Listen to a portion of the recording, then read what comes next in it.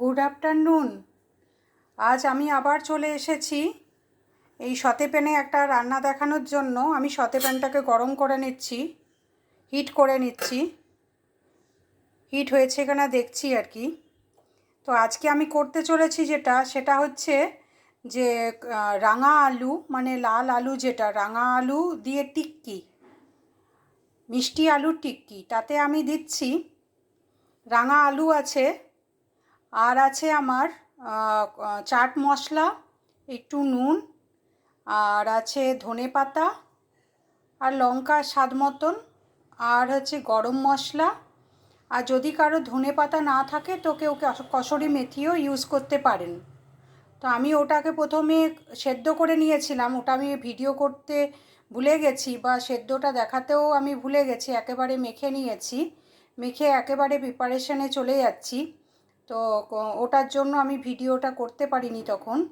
তো তারপরে আপনার হচ্ছে যে যেমন লঙ্কা খান সেরকম লঙ্কা দিতে পারেন, আর চাট মশলা আর গরম মশলা আর নুন আর হলুদ আর জিরে গুঁড়ো, এই কটা দিয়ে আমি একটা ইনগ্রিডিয়েন্টস তৈরি করেছি।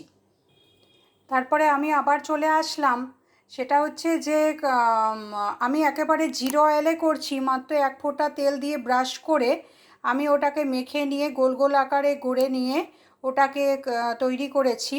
এবং আমি আপনাদেরকে দেখাচ্ছি, একেবারে দেখুন সুস্বাদু একটা নিউট্রিশন জাতীয় খাবার, যেটা আমরা খাই না, অথচ এটার মধ্যে প্রচুর পুষ্টি আছে। সেটা আমরা কিভাবে বানিয়ে নিতে পারি।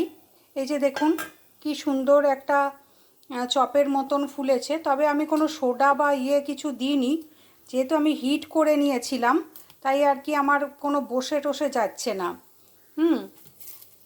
এই যে দেখুন কি সুন্দরভাবে উঠছে জিনিসটা।